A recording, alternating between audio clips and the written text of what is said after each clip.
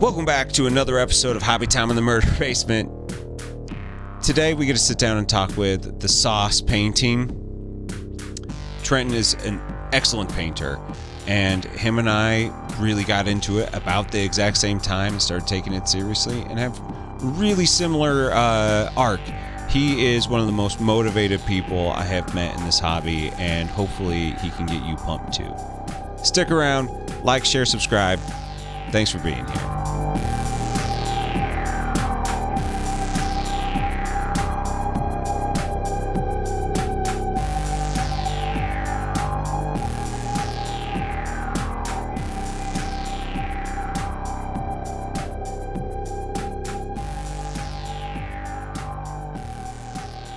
Thing about the technology that I use. Like, I am such a doofus. Like, my mods will sit in my Twitch stream and add updates into the channel from there. Like, they'll just start adding commands and all that because I'm like, I don't know this stuff. Yeah, and I should. Make any sense? It's fucking crazy. Yeah. Well, and dude, and like, I don't have any mods yet. I'm at that point where like I could have mods. I'm sure if I asked, people would do it, but I also am like, I don't want the burden of that being on you guys, like, because I want you all to just enjoy it, because I've seen chats that like are heavily modded, and like most of the time it's fine, but like when it's not, it's really not fine, and that should that should really fall on me, you know. So yeah. 100%. Yeah. My dude, my mods have all basically just demanded that they be mods. Like, I haven't asked anybody to do it. They've all approached me and are like, it is time for me to be a mod. And I've got this regular who's always in there. His name's Kiefer. And I made Kiefer go through like basically viewer Olympics to be able to be a mod, because he was like, he is a tornado, dude.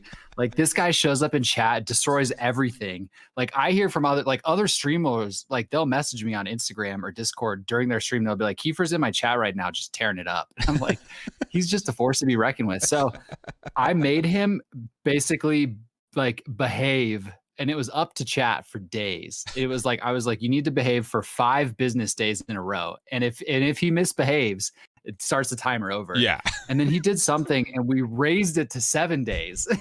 and like, so we're like, it starts over and now you have to behave for 7 days.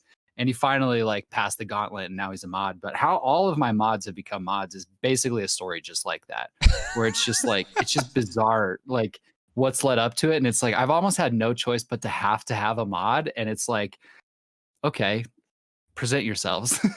I think that's awesome, man. What like, and especially if you're gonna like have that relationship with them, like that's pretty. I mean, that's really cool. But like, first, like, did you ever think that you would be where you're at right now, talking about having people wanting to work with you?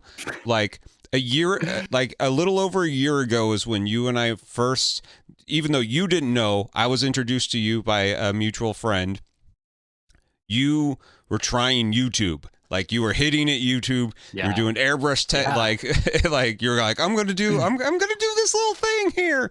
And then, you know, you realized how fucking hard YouTube is, to ending up on Twitch and having like Twitch be this like weird bastion where like you can stream at 6:30 in the morning and actually have fucking people show up like every day. Yeah. Okay. I mean, like, to answer your question the easiest possible, I had no fucking clue this would happen, dude. Like, not even remotely.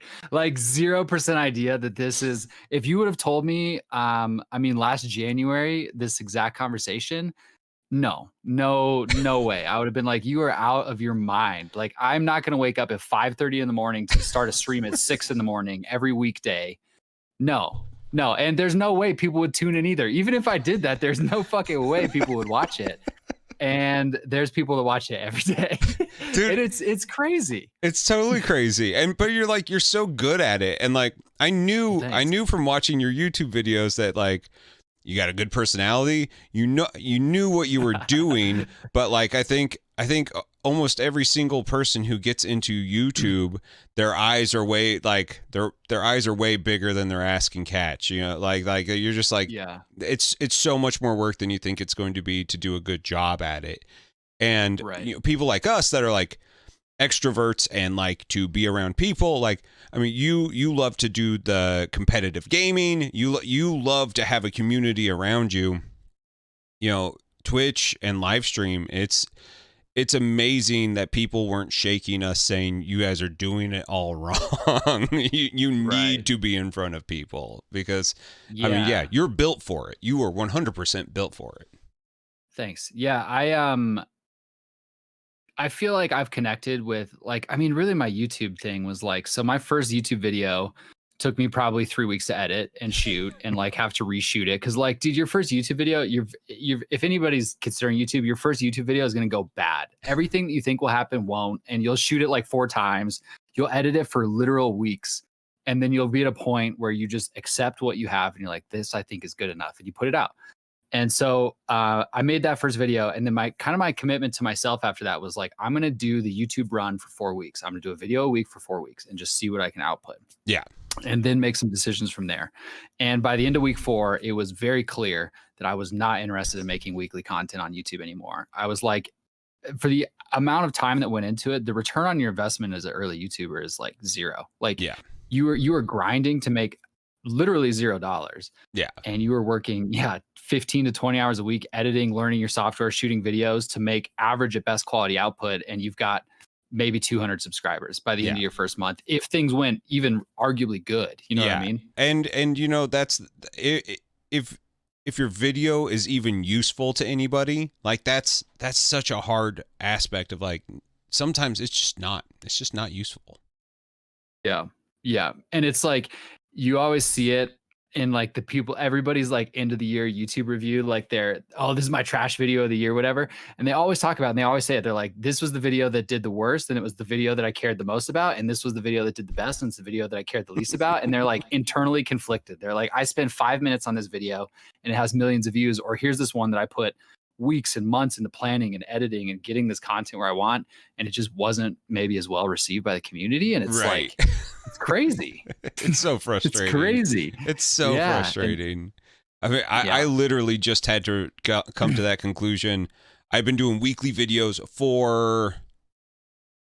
since the end of March last year. So, you know, like 9 months solid of weekly content. And I realized that it's too much. And I suck through the holidays. Like I just get real. It's not that I'm like Ebenezer Scroogey about it. It's the fact that I literally don't give a fuck about the holidays at all. Like I just it makes me cranky. And so like in order not to be that to all like everybody I talk to, I did 8 episodes at the end of October. So I did 2 months worth of shit, and then I didn't fucking do it for like 7 or 8 weeks. And my first one that I tried to do, I talked with Brush for Hire, and I had so much fun talking with him. And then afterwards, I was like, oh, I gotta edit this, and just sitting down to edit, I was so mad. I was like, dude, I was fucking pissed. Instant fury, fury. The amount, oh my god. So I did all my original YouTube was all shot just on one DSLR. So I was constantly switching between like the overhead shot and the face shot. And I was editing it all on a MacBook Pro, all through iMovie, which is like the most intro editing software ever. But like, it's really good if you want to start YouTube, if you have a Mac, because it's free. And I think it's for what you get out of it, the simplicity, like the ease of use. Once you get over your first video, it's pretty straightforward. Sure. And so I did all of my beginning of Twitch streams were all live from a MacBook Pro, like not like a super high end MacBook Pro, just a MacBook Pro. I'm streaming from there. I'm getting drop frames everywhere. And so I finally decided to like save up some commission money and buy a PC. And I now don't have iMovie on my PC, obviously. And so I had to relearn a new software basically. So I'm using Resolve now, which some of the editing is significantly faster. Like certain features I can do way faster on Resolve, but certain features are way slower, you know? Yeah. And some of that's just hotkeys. I don't know yet, I'm sure. But yeah, the editing, and it's like even between once I kind of like got back into YouTube like about a month ago and put out like that first video, my 3 paints video. I had to learn Resolve to make that video. And then it's been 3 weeks since I shot that or something like that. And just because I had only made one video, coming back to that software 3 weeks later, I was like, what are all the hotkeys that I learned? By the end of the video, I was like, oh, I know all the hotkeys now. And I sit down and I'm like, what what do is I even this? press to make this stuff happen? Yeah. What is software even? Like, what is tubes? You know, like it just is absurd. And it's, yeah, it like makes just the daunting thought of editing just makes me just want to throw up instantly. It's Yeah. awful. It is awful. Well, Like just straight up. and you know, like that's it's a hard thing, especially like, so you've had a remarkable growth on your Instagram over this last year, like and if anybody hasn't followed the sauce the world, which I love, by the way, like truly specializes in fucking grimdark space marines. Like that is the look that you know, I first was introduced to you on, and you know, I was talking with Justin about, you know, what you do, and he was like, oh, it's all this grimdark stuff, and he's like, you'll love it. I was like, oh, hell yeah, I will. And like, so it's like really cool to see, you know, over the course of that year, you do to, you know, figure out where your place is in all this, because you know, Instagram's such a good landing spot and it's a great place to start your community and to grow it from there.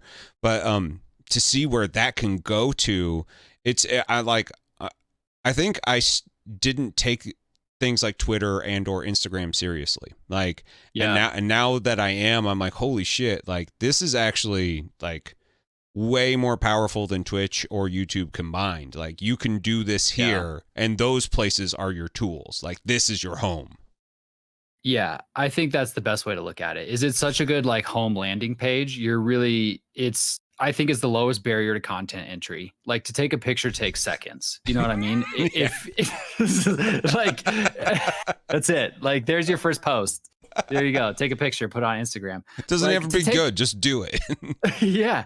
I mean, to take a very well thought out photograph takes 5 minutes. You know what I mean? Like the barrier to entry on Instagram is the lowest barrier to entry in media ever. There's nothing easier than put up a post on Instagram. Does your photo look bad? Use a filter.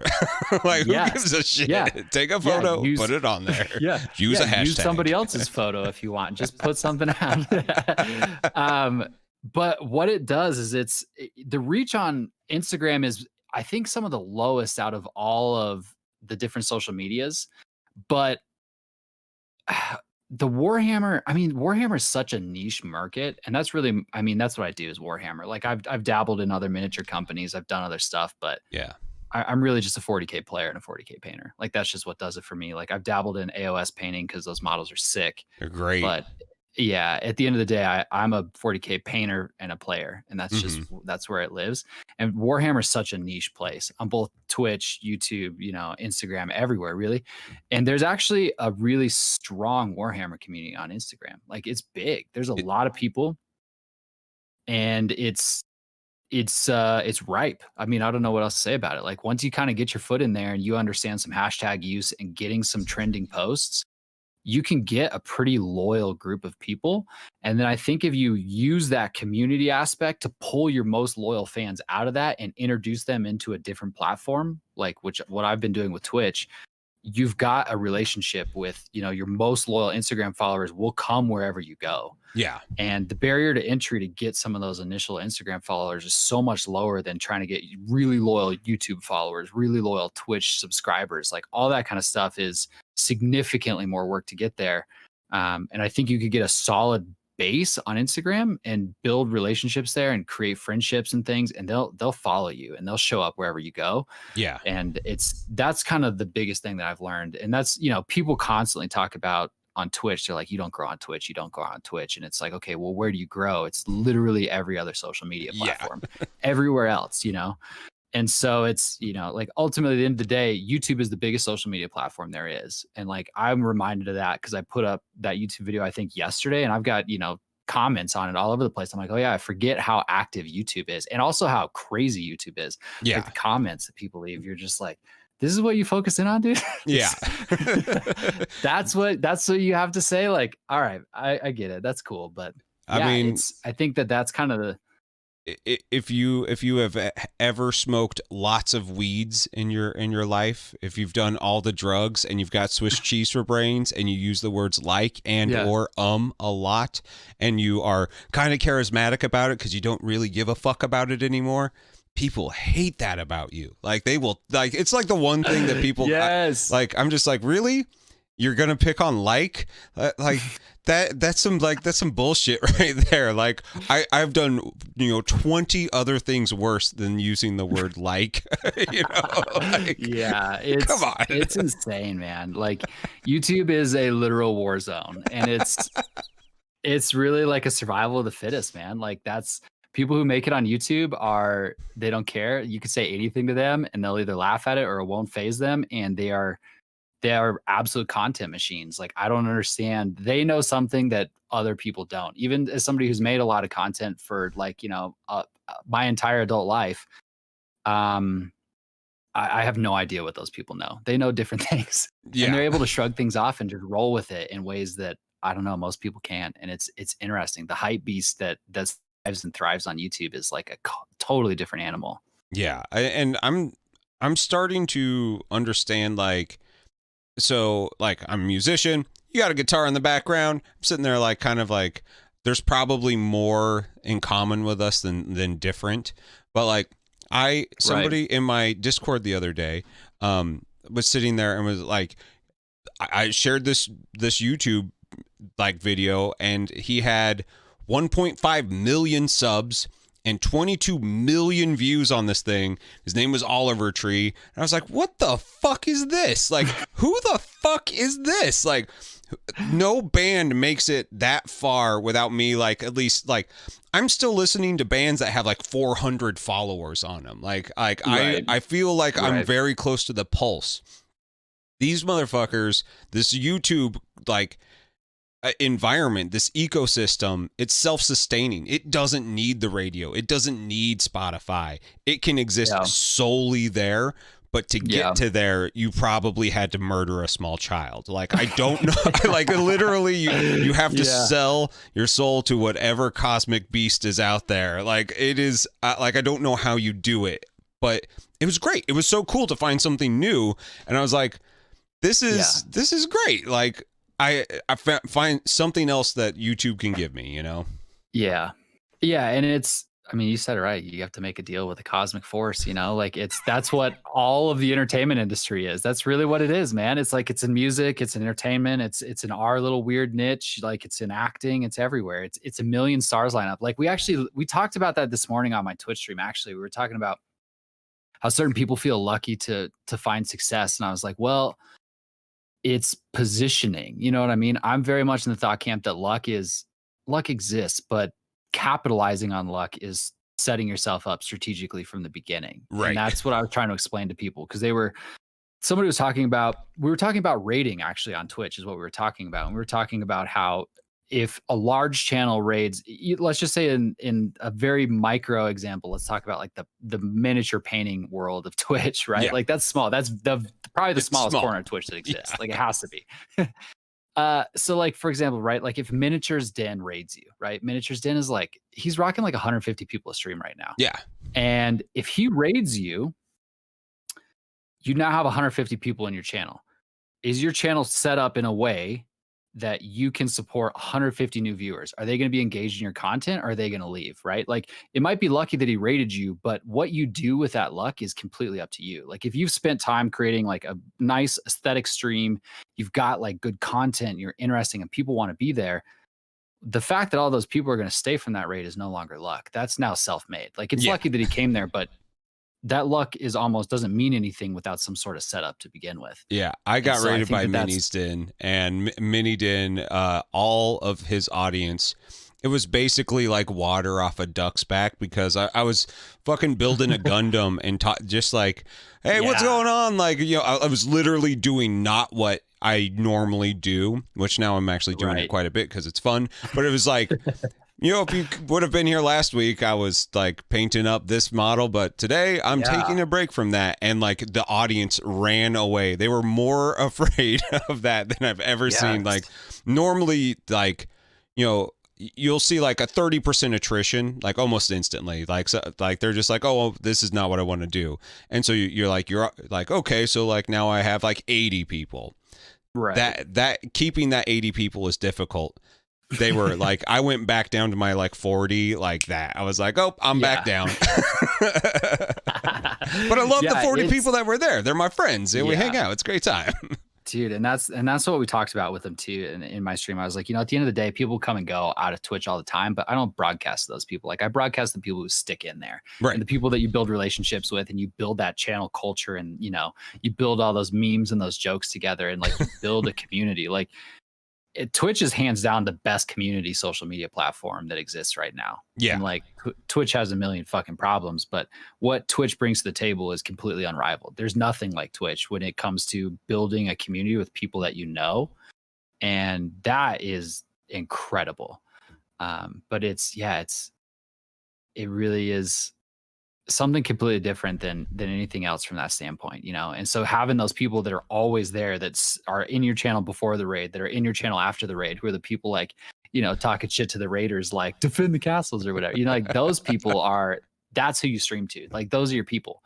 The in and outers, like you might connect with them, they might hate you, they might love you someday, but that's not why I wake up. It's not the in and outers. It's it's the 10 people who are there before I even turn it on, and it's the 30 people who are there when I finish. What I mean? Right. Well, and like that, those are the people that like you're like, I'm just doing what I would be doing, like that. And that's like the interesting thing about the hobby, and taking it from your bedroom or your murder basement or your attic or your studio or whatever wherever the fuck you hobby. Right. It's now public. And so this thing that for some people is church, like it is like their time to decompress. We're fucking doing it publicly.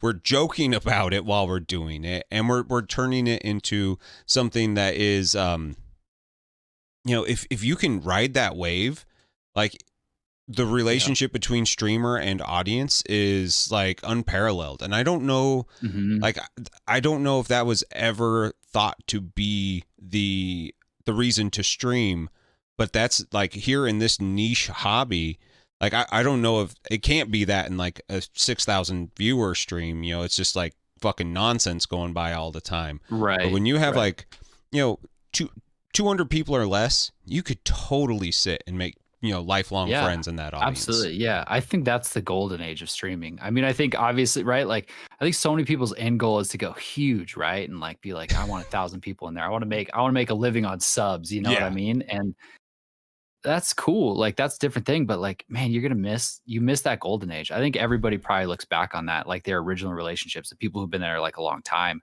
And I think we're really lucky in the miniatures realm of things, because that likely will never happen. You know what I mean? There's just not enough viewers to watch people paint miniatures on Twitch to really have like that 1,000-person channel. You know what I mean? At least not right now. Like it would need to be something really transformative to have a channel to pull that kind of views. Yeah, I mean, like Miniac did, I think 500 at max on Twitch. Yeah. But on YouTube, when he live streamed, it was 1,600 people. Like, starting out, it was the most I'd ever seen. And I would be like, as I'm typing something in, chat's moving so fast that literally the only time you ever saw anything anybody said is when they were like, $100. Hey, Miniac, I love your content. Like, it was like, people were like throwing down like $100, dude, $20. That stream was crazy. That was insane. I've never seen anything like that. And to sit through that, to me, that was like the closest thing to watching like, fucking Fangirls and New Kids on the Block 1992. It was like hanging tough to the max. I couldn't fucking believe the fervor that was there. And he did such a good job with it, but he had no idea how to interact with it because it was just too much. Oh yeah, it's chaos. It's chaos. Total chaos. There's a certain point where it's like you have no like, you know what I mean? There's no option at that point. Like you essentially at a certain point just throw away chat. You're like, okay. Yeah, moving on. Well, and now he's got John there, which is great. Like the two of them together, like they're such a good team. And and John can kind of, keep the expectations of chat moving, and then when they miss it, at least they can play off of each other. Yeah, they've got a good dynamic. I think that they've got it figured out. They're a good pair. I definitely, they're like one of the only podcasts that I mean, I feel like they just have, at least from a miniature podcast standpoint, they have that dynamic interaction together that a lot of miniature podcasts just feel kind of like hollow to me. You know what I mean? Like there's not that genuine, actual, like we're actually boys and we literally hang out IRL. Yeah. I feel like that's missing in so many like miniature painting podcasts. Like there's good podcasts. Like I don't want anybody to take that the wrong way, but that like these two guys literally hang out in each other's basements and alternate which one's going to which one's house to record is like a bromance that is incredible. And like you can feel it in the content, you know what I mean? And that's what's that's what I love so much about like the miniature content space right now is it's totally in its infancy. Like we really don't know what we're doing. Like we have a couple established front runners, but like when you look about our share of the market, there's no way to assume that we're mature at all in like the growth of this platform, in any platform, really. It's so tiny that you can't really take it super seriously that we know what we're doing and it's constantly learning and stuff. But that podcast, that dynamics of those two real life people hanging out, talking with each other is so warm. Like it's so different than, because all the other miniature podcasts that I listen to, a lot of them are just interviews, you know what I mean? And not this one. I think that what you're doing is a whole different, incredible thing. But I think that there's the miniature podcasts that I listen to I listen to a lot of 40K gaming podcasts, and all those are just guys who just call each other on Skype every week. And they don't really, I don't think ever build that one-on-one bond with each other. Like, you know that they're friends, but they don't hang out in real life. And there's something about that. If you're going to have the same people on every week, there's something about that connection that is so wholesome. And that's what's compelling and driving all these people to keep watching that. That podcast is great. It's crazy because it just has that. It's just nostalgia. I think everybody can relate with getting super sucked into a hobby with like your homie, and that's what that podcast does a great job with. And I miss those. Like I used to do a video game podcast, and it was 4 of us in a room around a fucking like table, and it was the best. It was fucking me, my best friend Dan, his like friend of mine, now one of Dan's best friends, like Greg, and like Greg was really into hockey, so they had the sports thing.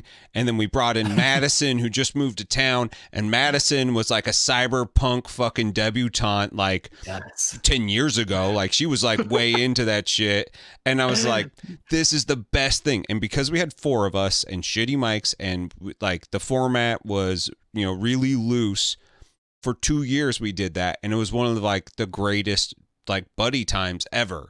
It became like totally a job by the end, but because we were in the room, that was unparalleled, and that's what made us have the edge.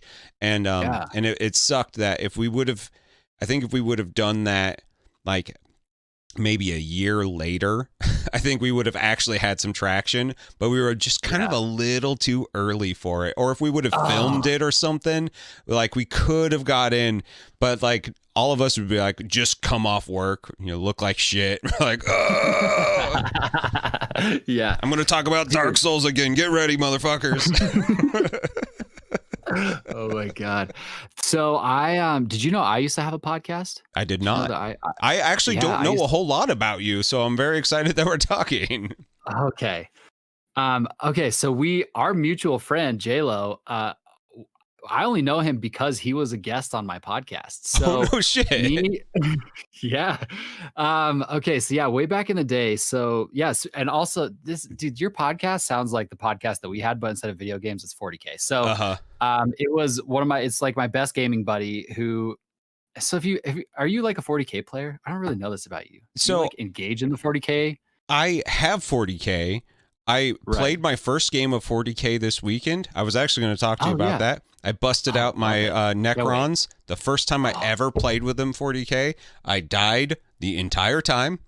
And and that's just the way it goes. I kind of suck at war games, even though I enjoy playing them. I have problems with, we one of our things that we both have problems with is Games Workshop is really archaic at their fucking rule writing.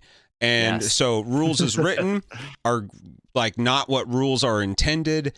and the game is slow, especially if you don't know the game, if you aren't familiar, like Yeah. it sucks playing against somebody who doesn't know their team because it takes 4 hours. And like, Yes. I was talking with Tanya, the War Mistress, this morning, and I was like, playing a single game of 40K all day is like the wargaming equivalent of edging. By the end, like it's like tantric gaming. Nobody's happy by the end, and you're all just kind of raw. Like it fucking sucks.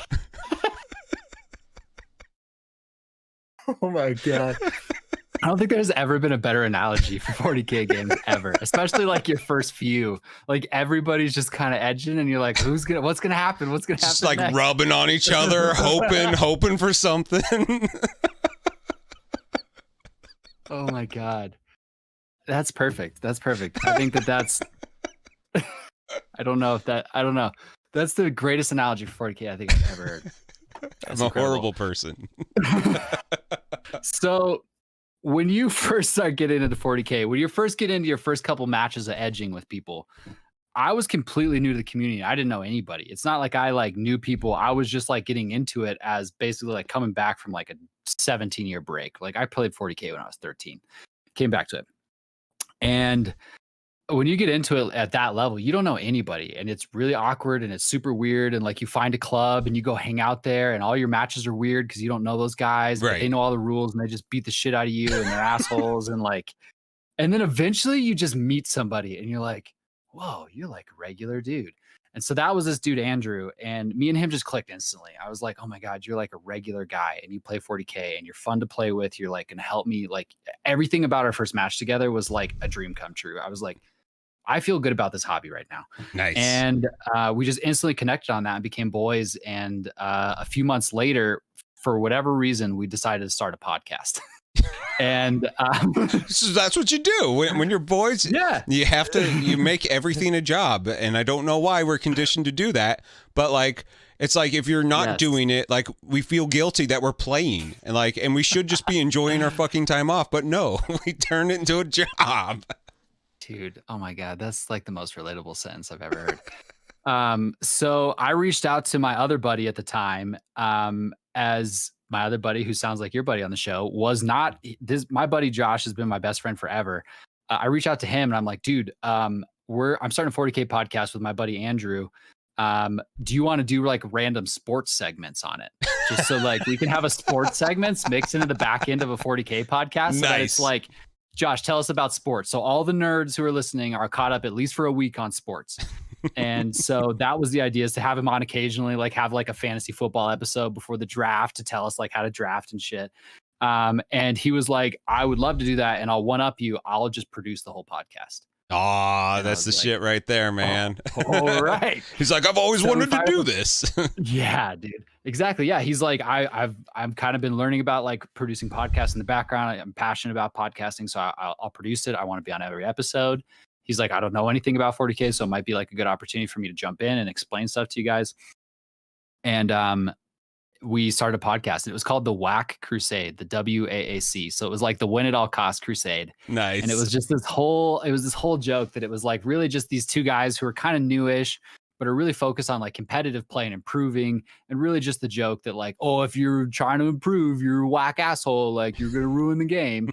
And so it's basically was just this joke to try and like defeat this mindset, right? That like, that's not really the case. And, being whack's not, it's more of a personality choice, not like because you play competitively or anything else, And so that's kind of how we rolled. It was a lot of just like 40K, like, meta updates, match recaps. It was an extraordinarily typical first half of a 40K podcast. And then the last half was just complete and utter chaos. Like we had like random guests on. We had basically we had a segment called Edgelord of the Week, where we had to figure out, everybody had to say like what was the edgiest thing that happened this week in the whole world. It could be 40K related or not. Josh always recapped sports for us. It was just a complete shit show. Like we had there was way back in the day, there used to be this 40K Facebook group called 40K for Actual Grown-ups, and it was like completely toxic shit posting. Yeah, completely. Like it was very always on like, the 4chan style, like complete alt-right nonsense, balanced with like the complete like extremists like on the other side. And it was just constant chaos in there. But there was this the greatest shit poster of all time. This guy, he's still on Facebook. You guys will bump into him here and there, but his name is Alsy, just ALSY. The greatest 40K Games Workshop shit poster ever.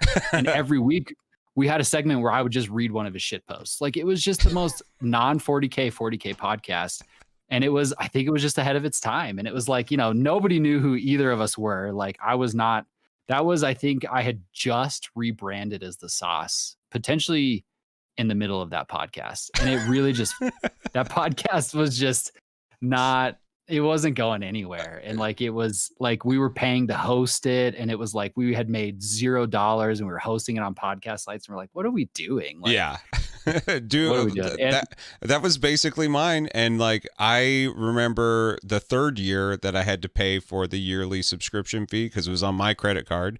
Because I was the only one that had a credit card that actually had like room to put $100 on. And when it happened, I had quit the podcast and I had thought I had canceled it, and it did not cancel, and they were still doing the podcast. I was like, you motherfuckers owe me money. Dirty entertainment business, man. Dirty business. Yeah. And so yeah, through that podcast, we're probably on episode like 4, right? And we're now at the point where we're like, well, we need guests. Like, what are we doing? Like, it's just the 3 of us who have now clearly gotten to know each other, because we're actually all real life friends. Like, we all live in Denver. Yeah. We're like, we all know each other. And it's like, I think we need people. And so Andrew, the co-host, was like, dude, we should hit up this guy, Justin Lois. I play AdMech. I'm in an AdMech group with him. He's really well ranked in the world right now. He just finished his tournament, and the tournament was like a scandal. And he was like the main topic of the scandal. And I was like, well, we obviously have to get this guy on because we want to hear about the scandal. This is great content. And we want to talk to this guy who's knows his shit, basically. Dude, the motherfucker is a badass player. I've watched him play that AdMech team, and I'm like, I don't ever want to play you with this. Like, I love AdMech. They're my guys too, and I'm like, nah, I don't need to go up against that. Yeah. So we brought him on, and we're just hooked instantly. We're like, we love this guy. We love the electricity of having somebody on here who's like, maybe the bad guy of 40K at the time, like just crazy. And we were just in love with the guy. We're like, how can you not like this guy? Like, he's electric. He knows what's going on. Like, he's a super nice guy. Like, he talked through the scandal, gave his perspective on it.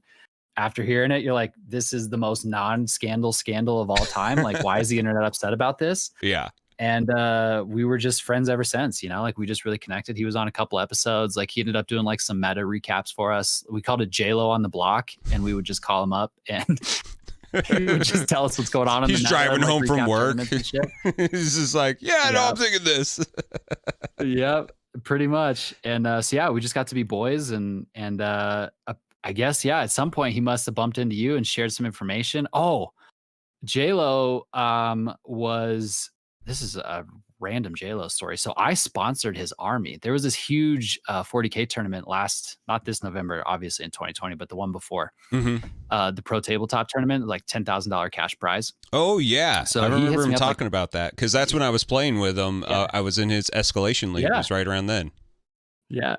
So he hits me up like 2 months out, and he's like, hey, I know we've talked about like commission work or whatever, but are you interested in doing any? It's like, not only will I commission your project, but I want to sponsor your army, and I will just paint it. So I think I have had the very first hat deal in 40K. I was like, I'm going to make you wear the sauce hat at that tournament, and I'll just paint your army. That's fucking badass. And so this hat right here, where is it? Right here? This one, the sauce hat right here? Yeah. Boop, boop, that one right there. He has the duplicate of that hat. There's 2 in the whole world. He's got the other one. That's awesome. So did you do the rust orange, like in the drill and all those things? That were those ones that you painted for him?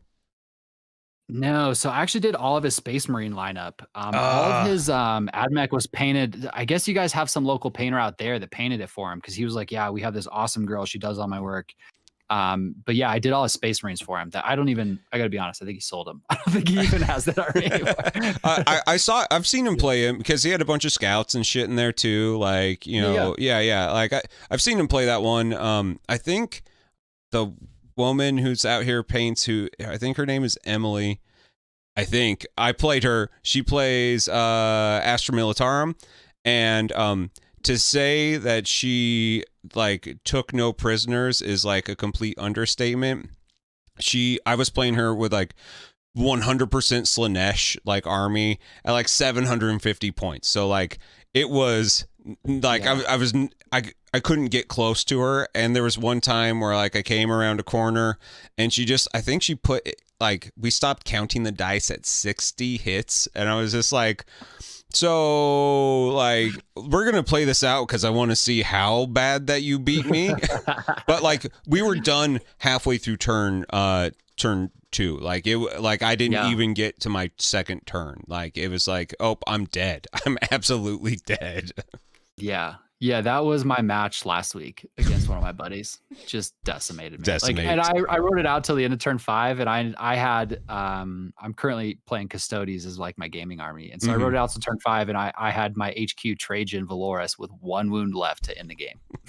And it was basically decided, like seriously, after, I mean, even in the middle of turn 1, I was like, I think that this is over. I think he beat me. That's such a bummer, like man. Like that's my biggest problem with 40K is so early on if it's over. You're like, yeah, I'm not coming back from this one. Yeah, I think that I think 9th edition is less that way than 8th edition.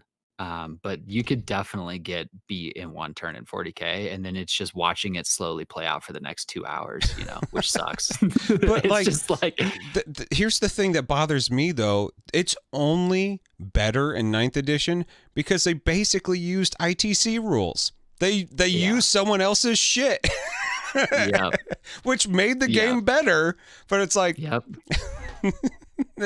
me, it wasn't revolutionary. It's what I had been doing. Yeah, dude, 100%. Like I like exclusively play competitive 40K. I have zero desire to play casual. Like when 9th was announced with Crusade, I was like, I'm completely done with competitive play. All I want to do is play like 1,000-point Crusade matches. Like I want to name every model I have and have a backstory for every. Like I want to know what everybody's favorite jelly is. Like I want to know every detail about this army. And like I to this day have never played a single Crusade match and have exclusively continued to play only 2,000-point competitive 40K. Like to me, it's fucked up, but it is the most balanced play of 40K is when both people show up to kick each other's dicks off. That is the only mutual gentleman's agreement in 40K, because every single one of my first matches, especially before I, met my buddy Andrew and stuff, it was like all casual plays. Like, like I was playing Dark Angels. That was my first army at the time. Like, and that was mid-ish, early mid 8th edition. They were terrible. And so like I would show up like, oh, look at, I painted this army and it's cool, and just be dead. Like I didn't know the rules. They were terrible. And it was like, just getting completely crushed by, at the time, stuff like Dark Eldar, which was super meta in the middle of 8th. And it was just destroying everything. It's like they are not, I mean, they're super fun because they're basically like Cenobites, the army. Like they take combat drugs and then they get fucking high and like kamikaze on you. And you're like, oh, I kind of like the theme of this. But like, if you are not ready for them, they are not fun to play against because you just get wrecked. Yeah. Especially, middle of 8th edition to like towards the end of 8th, they were just an absolute force to be reckoned with. Yeah. And so, I was getting just completely like baby seal clubbed, like every match, like every Saturday at this club in casual matches. Yeah. And then I'm like, cool, well, I'm pretty over like 40K for now. And then I bumped into a guy who was like, I'm, focusing on trying to learn competitive. And I was like, I want to start to learn that also. And I think that just changes your mind. You're like, okay, if I want to play competitive, I know I'm going to suck. And I'm accepting that I'm going to, like, it changes that dynamic of how you move into the game. Yeah. And I think that helped me feel, weirdly enough, happy about losing, my first several matches. Obviously you're like, okay, I'm learning, I'm playing against people with good armies that know the game, and you're able to absorb way more. And then from there, after you kind of get over that first hump of competitive play, it's like way more balanced than casual play, right? Like I only see people complaining in the 40K groups like, oh, what do I, like, I'm playing a guy and he's bringing a knight. Like, what the fuck do I do? And it's like, you should have everything in your list to kill a knight every game anyways. Like, bring of your fucking knight all the time. If he bring a knight, bring a knight. Every team has one. Bring a fucking knight. Yeah. I mean, it's like, right, if I'm gonna show up to a gunfight, I want a gun. Like, I Yeah. don't wanna show up with a knife and find out I'm at a gunfight, like, and I think that that's unfortunately, and especially in ninth edition, the only and continues to be the only balance of the game is if both people show up to just kill each other at 2,000 points. And Yeah. I think that the tournament and the competitive player side of 40K has such a negative connotation, but I have had the exact opposite experience with casual play. I've almost never gotten done with a casual game, been like, I'm super glad I did that. Where No, casual games I suck. could, They're awful. yeah, I mean, no, casual games with friends are fun yeah, because you're literally just talking shit the entire time and it's fun. And at yeah, the end, you guys still love each other. With a right. stranger, you're like, you feel weird talking shit to a stranger, even though you know that they would probably really like it. But you're like, but we're still feeling each other out. Like, Yeah, I don't want to come yeah, off like a sore winner or loser, like you don't want to be that guy. yeah, totally. And so I mean, that's continues to just be my focus on 40K is Yeah. 2,000 point competitive stuff, which is, I mean, I think that that's kind of plays I definitely am a painter first, but not far behind that is I love the game, and I Mm-hmm. go through waves of loving it, so I think everybody went through waves of loving it in 2020, right? Like, I live in Colorado. We've had good moments with COVID and we've had really bad moments. Yeah. And I think for the most part, if I had to just give it an assessment, I think we've been good. We've done a pretty good job. So Mm-hmm. like we were able to reopen clubs like mid-ish to late summer. And then I think we had it open until the first week in November and then shut down, just preemptive before the state re-shut down, just preemptive, like, hey, we just need to start doing the right thing and start thinking about the holidays. So I closed the club a week early and then it all got shut down anyways. And then we just reopened 2 weeks ago because the governor pulled us back out of basically red alert to orange alert, which allows some in-store gaming and stuff. And Right. it's just tough, to go through those waves because you can go through, 40K to me, I've got all these different focuses and these passions and projects and stuff that keeps me like powering through. Like showing up to paint thousands of points of models, is daunting, but it can be rewarding because at the end, you're either going to see it on a table or you're going to sell it. And that's what motivates me the most. Mm-hmm. And I think that is significantly reduced when I can't see it on the table. When I have no motivation to finish the army because I know it's not going to be played because I'm not playing it. If I'm not playing it, nobody's playing it and it just kills it. And so, but lately, I think I'm definitely kind of in an upswing on like, feeling 40K again, but it goes in waves, man, like playing Sure. it and stuff, especially through the last year. But the wave when I'm really feeling playing it also helps compel me to paint it. You know what I Yeah. mean? Like I want my army on the table. Like people know, and especially just due to like, yeah, people, it's weird, but people know me now sometimes when I show up. Like people will be like, oh, I've seen your shit at the gaming club. And I'm like, this is fucking weird. I'm like, hello. And that's like something I'm totally not used to. And so it's like, I almost kind of have to have a painted army, like I can't show up with just, 2,000 points of gray plastic and be like, what's up? I'm the sauce, like check out my shit. I'm a badass. Yeah. Yeah. You want me to paint your army? Let me know. Um, and so it's, I think that I'm equally motivated. Like painting, I definitely am my best painter when I'm able to game, which Mm-hmm. is a very interesting thing that I've kind of relearned twice now, I think, through 2020. And I guess just the recent reopening. But that powers me a lot, knowing that there's a goal to get something on the table for a game, for a match, for a tournament, whatever. That drives me big time, Yeah, which sure. is interesting. How long have you been painting? Oh, okay.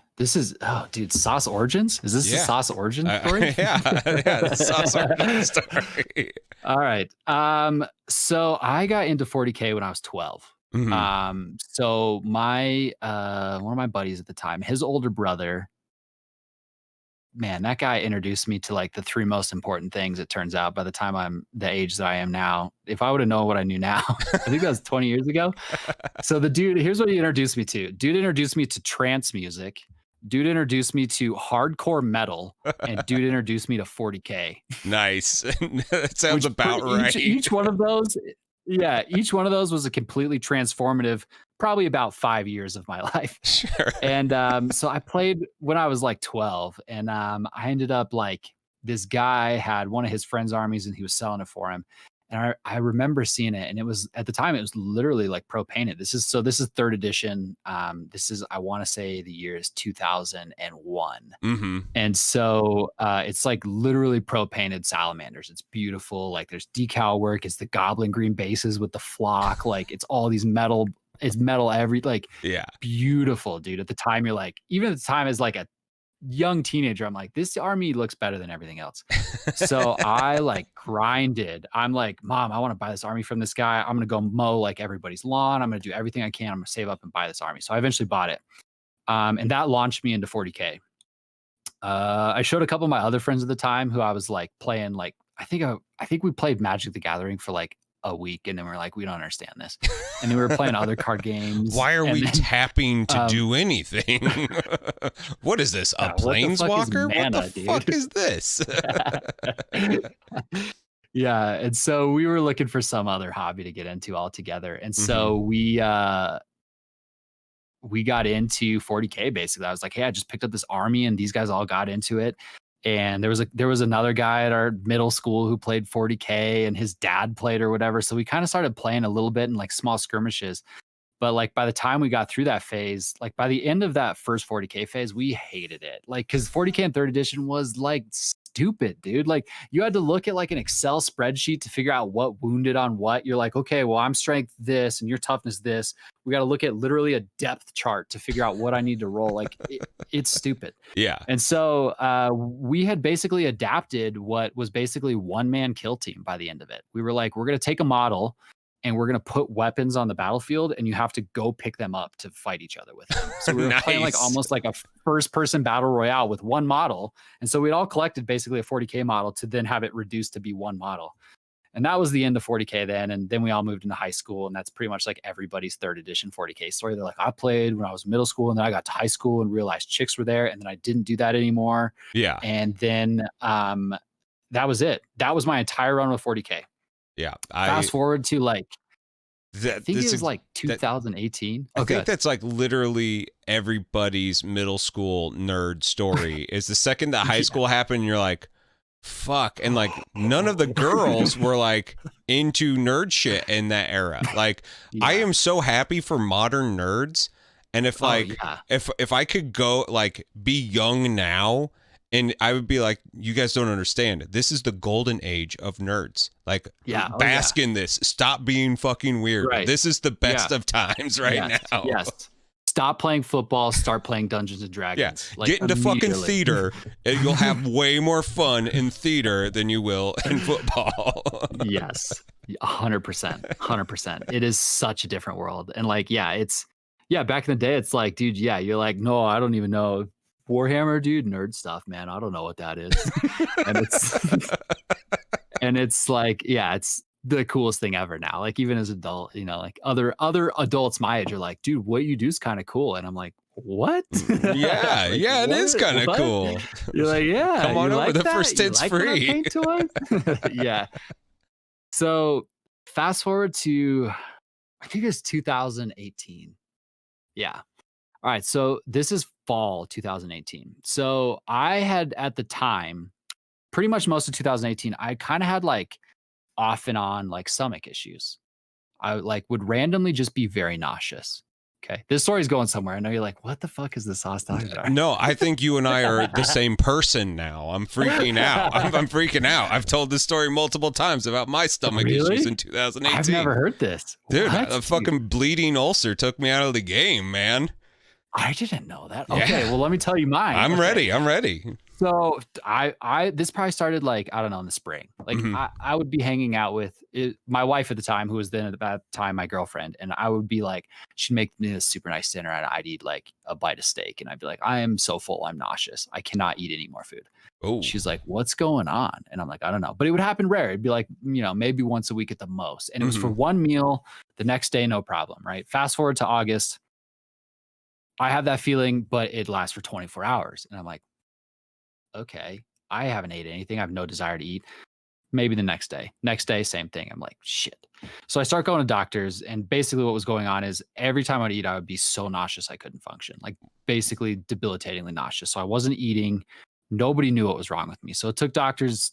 I mean, that was in the initial plummet phase, was 45 days of zero idea what was going on. Mm-hmm. Literally was eating maybe a meal a day. And over the first 3 months of that, I lost 50 pounds. Was it Crohn's? And no, but my dad has it. Okay. I know a couple friends with Crohn's, and that shit is fucked up. It'll do the exact same thing. Yeah. And so basically it took multiple specialists, tons of stuff to figure out that I have celiac. So I have like adult onset celiac or whatever that is. Yeah. Late onset celiac came out of left field.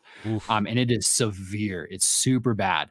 But in the middle of all that, like complete weight loss, extreme nausea, like literally just suffering extreme depression and stuff from just malnourishment, really. Like when you're losing a pound a day and nobody knows what's wrong with you, like your brain is fucked. Like it is a pit of despair. I was in therapy all the time. Like I just didn't know anything that was going on. Dude, it's bad. I was just laying on my yeah. And at the time, my only hobby was golf. That was it. I was playing golf fairly competitively in like a men's league. And I was basically just trying to take money from old men every day. And dude, you don't have to do golf to take money from old men. They will bet on literally anything. They're bored as fuck. That's actually a good point. That's my takeaway from this. I'm going to start betting old men on outcomes of everything. Everything. And so that was my hobby at the time. And I just literally, there was a day where I was out playing golf at the golf club that I was a part of. And I was looking at my ball, and there's a certain level where you're at in golf where you really, it's all competitive. Golf is really all about focus and shot shaping and really strategic design. Like it's golf at a competitive level is about how you strategically move through a golf course, not how well you hit the ball. Yeah. And it's assessing your odds and really like, hey, there's a good chance that I hit this green, but if I'm short-sighted, I'm going to end up in this bunker and then I'm fucked because it's, a pit or whatever. Yeah. So there was a very specific moment where I was looking at I could, for many years in a row, I could focus on a dimple on a golf ball. I knew what dimple on the golf ball my club would hit first. And that's how I was at that focus level. And there was a day where I couldn't even focus on a single dimple anywhere on the golf ball. And I was like, I know this is my brain shutting down. Like, I know this is malnourishment and I finally can't do this anymore. So then I got really depressed and pretty much just laid on my couch and watched YouTube and like, drank water. And that was pretty much it for weeks. I was just like literally dying and nobody knew what was going on. And like out of left field, I just get a recommendation from YouTube that's like Warhammer 8th edition battle report. And I was like, first of all, why is this on my YouTube? Like, I've not said or thought the word Warhammer since I was like 13 or 14 years old. And I was like, that's crazy that this is still a thing. And it's even crazier it's on YouTube because I was loving YouTube content at the time.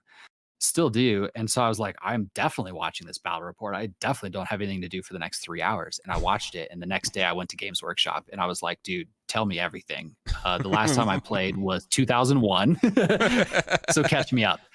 And the shop manager here in Denver is the greatest dude. Like, I think he's probably my best experience with Games Workshop.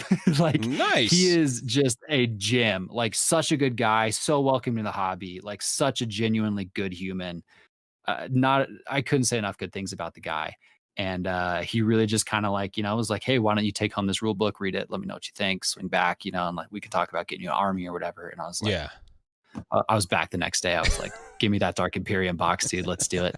And that was it. And like never ever looked back. Like instantly just jumped in. I think by like month 3 I was on Instagram. I was starting to make tutorials. And then month 4 I was like doing my first full non-metallic model, and I was just like so balls into it, man. Like I was just, and that's just how I am, man. Like I can't like go lightly into anything. It's like I'm going all the way in. Like I can't, and I think that's, I think that we probably have that in common too. It's hard to just go lightly into anything, especially in the entertainment industry. Like, I had like music production background and stuff like that. And I just can't not go 100% into something. It's what's the fucking point, like you'll never know if it was going to be actually worth your effort if you don't go 100% into it. Like, and I've been thinking a lot about that. 'Cause I think I've turned off a couple people on Twitch, and like we of course talk and everything, but like people take this hobby very differently, and it for some people it's their church time, it's their meditation, it's their whatever,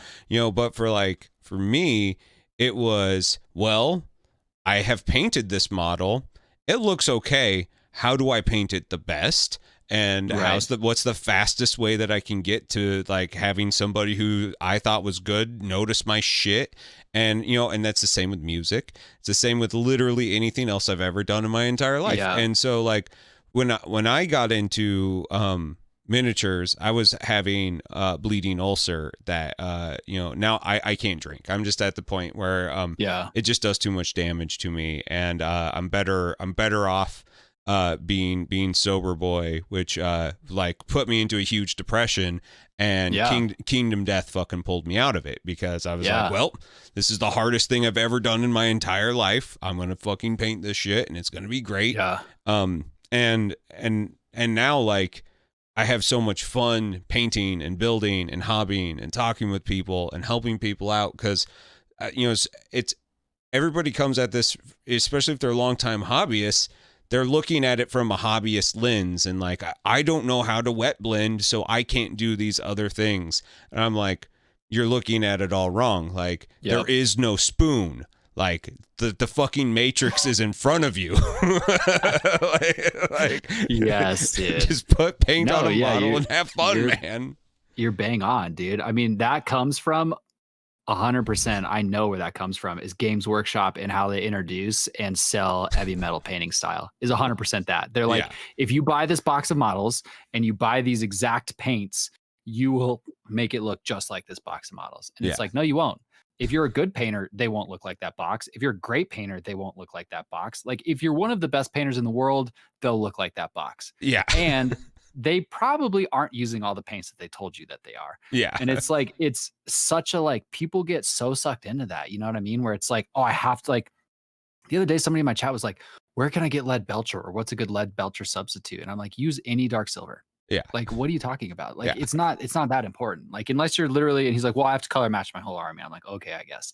But I think people get so sucked into that, like, that painting is, it's a very confined space, where it's actually a very free form space, and you can get to many different ends through tons of different techniques. And it's really about just figuring out, what techniques are, what speaks to you the most, what calls to you as a hobbyist, and really, like, what is the painting meta, and what does your personal painting meta look like, and how do you define that? Dude, we're meta gaming painting. Dude, I will meta game painting. I'm about it, dude. Oh my gosh, should we go down this loophole already? Should we go down? Do it. We're here. Okay, I think the painting actually is a stats game, to get to be a good output. And so I did a whole video on YouTube, and I still reference it all the time. Whenever somebody's asking me questions about why I cut certain corners, I'm like, you need to go watch this YouTube video that I put out, and it'll explain it. So, are you into Tim Ferriss? Do you know who Tim Ferriss, the author, is? Name sounds really familiar, but I'd like, you'll have to. All right. Yeah. Okay, let me give you the TLDR. Tim Ferriss will fuck your brain up, and here's why. Tim Ferriss writes a lot of books that are very focused on the Pareto principle. And the Pareto principle is the 80-20 rule, if you're familiar with the 80-20 rule. If you're not familiar with the 80-20 rule, the 80-20 rule states that for 80% of the outcome, you only need 20% of the cause, right? So, and the absolute easiest way to look at that and think about it, to me, is language. So if somebody says, I want to learn a new language, in theory, based on this principle, you only really need to learn the most important 20% of that language to participate in 80% of the conversations. And if you're able to participate in 80% of conversations, I would say you've probably got that language pretty down. You know what I mean? And so that's this guy's whole theory. And he's wrote shitloads of books about it, about different things. And he's like, I think that he calls himself, I think, the best learner in the world. And it's because of this. He's like, I can learn a topic and become very good at it in a fraction of the time, because I'm just going to go seek expert advice and ask somebody and say, what's the most important 20% of painting? Right.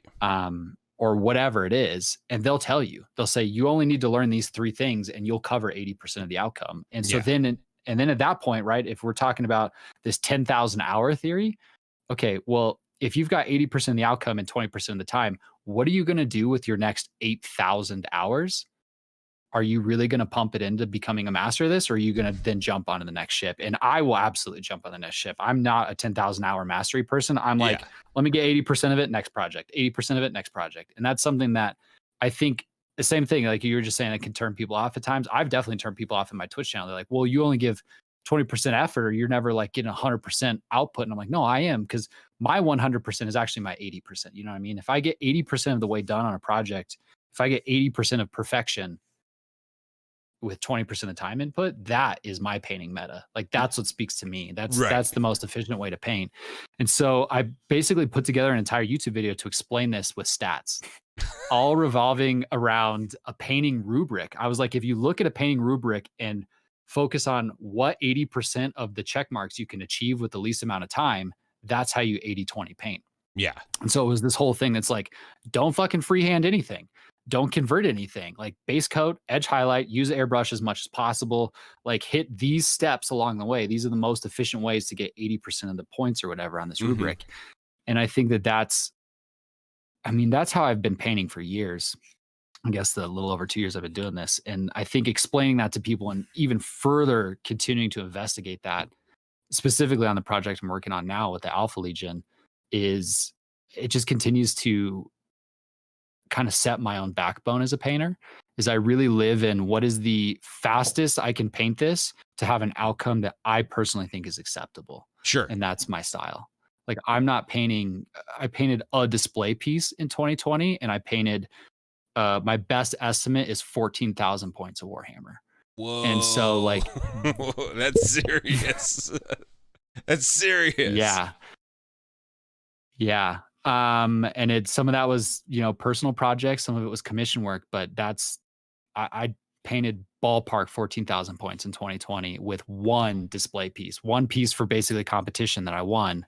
But it's my entire painting focus is on complete output. At a time entry point that is, I think, kind of shocks people. Sure. And so but it's not, it's using techniques that are just efficient, right? And that's what the meta is, right? It's the most efficient technique available. And there is a painting meta. There absolutely is. And I think that it can be found in math. There's a way to math painting. You can math hammer painting. And I don't think people like that. Did you ever watch Jack of Clubs? You follow him ever? Wyatt? No. I listen to him all the time on like Long War, and I saw some of his very, very original work, like some of his very first YouTube stuff, but I've not kept up with him in ages. He did a really good Excel video about like, oh, you want to paint an army in a month? Here's how you do it. This is how you commission miniature painter. Yeah. You want to make money? Lay it out. You can't make an idea. You can't just like look at an idea of an army and say eventually I'll get to it. No, you have to have a deadline, and so you have to understand. These days I'm painting all the red, and by this time all the bases have to be done. And if you aren't hitting these marks, these deadlines, like you're never going to hit that. And so it's about discipline. And he's an army guy or armed forces guy. I don't know if he was actually army, but the dude's like, he's got the regimented sort of like, you have to do it this way.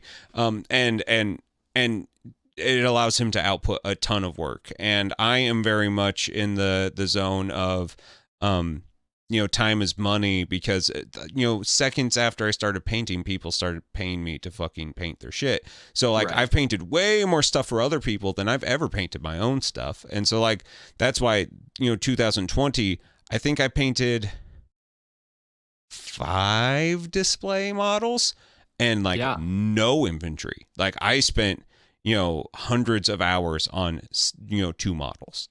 Yeah. and that was my time.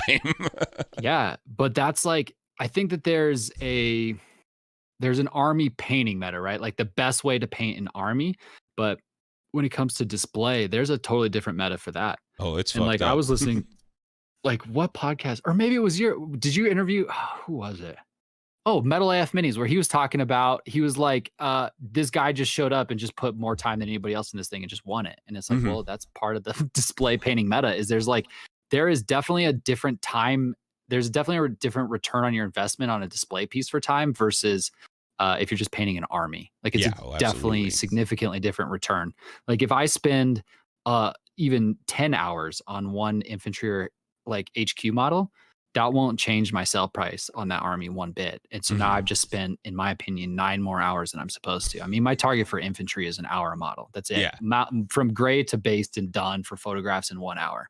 And if I can't do it in less than that, I have to hit the drawing board. Yeah. And that allows me to spend a little bit more time on characters and other stuff. But if I can't do a basic, for example, a Primaris Marine in 1 hour, almost on the dot, I can't. That's it. That scheme won't work for how I paint. Dude, you have to be done in like when I was doing commission work and stuff, I was like, I got to be at like 20 minutes a model. Like it's got to be 20 minutes a model, like because you're doing fucking 20 of them. Like, and I'm not putting 20 hours into the infantry that will walk out, get shot, and leave the field. you know, like, you know, and so 100%. You start making, you know, concessions on like, I'm not going to pay, you know, lens flares into every fucking Space Marine's helmet. You know, that's not the game that we're playing because you're never going to notice. And like after you put that in your case, like you might, as you inspect it and we hand money over and all that, you might be like, oh yeah, look at this thing. I'm like, stop looking at it that close because you're never going to look at it again. Fucking get it on the table, pretend that you did it, you know, and everybody will think that you're the shit. But like, you know, like don't analyze this stuff because you're like, you'll see all the cracks in the story. It's you know, commission miniature painting is not a game of perfection. It's a game of completion, you know, and that's 100%. What I think people don't understand. And that's why, you know, there's probably more really good miniature painters out there that don't understand where their like skills lie. And if you're going to put 100 hours into a model, don't fucking paint an army. Don't ever take that commission. Take that one model, charge, you know, $3,000 or $4,000 for it. The person won't do it. You'll have all that free time. you know, like don't do 100 hours for $100. Like, the thing that 100% drives me crazy. It's yeah, I mean, a couple points. I want to go back on something you said before we get into the rants about commission painting and pricing. But you talked about discipline, man, and like discipline is so huge, dude. Like I don't want to wake up every day at 5:30 to stream, but I do. Yeah. And like that's, I mean, not only specific. I think you have to be absurdly disciplined to improve as a miniature painter because this is like unless you're a pro painter, assumedly you're already disciplined. But if this is your hobby, you have to be extremely disciplined to get time in it. Yeah. Like it's, you know, it's predominantly, you know, it's a bunch of dudes in our 30s who have other shit going on flat out. Like this is who's painting miniatures right now. And like, you need to be fully aware of your time and how to hack it to be able to find that hour or two a day to paint. And if you can't figure out that discipline around your day or figure out when it's going to make sense to do it, you just, you won't get in that painting time. You won't see the improvements you want to see. You won't like, it's that fucking Shia LaBeouf thing, dude. Like you just gotta like just do it. Like you gotta just figure out how to do. Like, dude, that gets me pumped up every time. Like if anybody ever needs some sort of a pump up, just watch Shia LaBeouf scream at you for like 5 minutes, and you will go do whatever you need to do. Dude, I always feel bad for Shia LaBeouf too because he became a meme. But like, it's like one of the most honest things. Just fucking do it. Like. You aren't going to do it well your first time. Who gives a shit? Like, keep on moving. Like nobody's good at anything the first time they do it. And if you are, you should fucking fully invest your life into that thing and like commit. Because if you are good at it and you like it right off the bat, you are a fucking unicorn. Like that. Nobody's good at anything. Yep. Yeah. You can get good, I think, relatively quickly, but good out of the gate is a different beast. Yeah. Getting good quick is just basically being your best and your worst critic, like really understanding what you're doing wrong and what you're doing right and analyzing your gains and your time investment and trying to figure out how to balance that. But good right out of the gate. Yeah, it's a fucking unicorn. That's just not a thing. And I think that they all think that Sam Lynn's happened overnight. Sam Lynn's did not fucking happen overnight. You look at his pieces now and you watch him on when he used to stream and you could sit there and watch him put 30 minutes while navigating chat into a piece and it looks better than anything you've ever done. And you're just like, how the fuck did he do that? It's because the dude sold his soul to the fucking the ancient gods. Dude, and for sure Norse gods. Yeah. Like it got dark and it got weird. And you know, because he sacrificed literally every other part of his life to understand how to get that good at it. And that's why he does this for a living. And if you want to get that good, put in the time, put in the effort, understand your weaknesses. Like self-introspection in this hobby is not like most people don't do it. That's the thing that actually really kills me. I wish that people could look at their stuff and not like nag on themselves because they're like have the imposter syndrome and they're like, I don't know, like maybe this isn't that good or maybe it's not my best. Like if you watch Miniac with Vince Venturella's Inside the Artist, that he does, or Interview with the Artist, Miniac, Scott sat there, and every time, Vince was trying to compliment him, put up his photo on the screen, and Vince is like, I love this piece. Scott's initial reaction was like, I wish I would have taken the shadows a little darker, and I wish, like, he instantly knew the next steps that he's going to do on the next model to make it better. Because he has he can look at himself honestly and say, this is where I need to improve. Where so many people, when they look at a model, they're like, this is the best work I've ever done, but they can't look at the things that they could improve on, and I think that leaves, I think that's why people don't get better fast, because they just do the same shit over again, thinking that they're getting better, and you're not. It's a game of, slow gains and big revelations, Yeah, feedback is so important, man. But like more importantly, the feedback is you being the final filter of it, right? Being able to decipher what's coming in and saying, this is good feedback, this is bullshit. Because not all feedback is appropriate, right? Like people will tell you stuff and you're like, get fucked, man. Like that doesn't matter to me at all. And somebody else might say something and you're like, actually, that's great. And like, but feedback exists. It's just your job how to filter it, right? And you have to extract what makes sense. And you have to be able to accept even brutal and harsh critic statements when they're appropriate. And that's a colossally important topic in the world in general, but especially at a hobby like this, you have to be open to feedback, but also know your own limits with it and be like, that doesn't apply to me.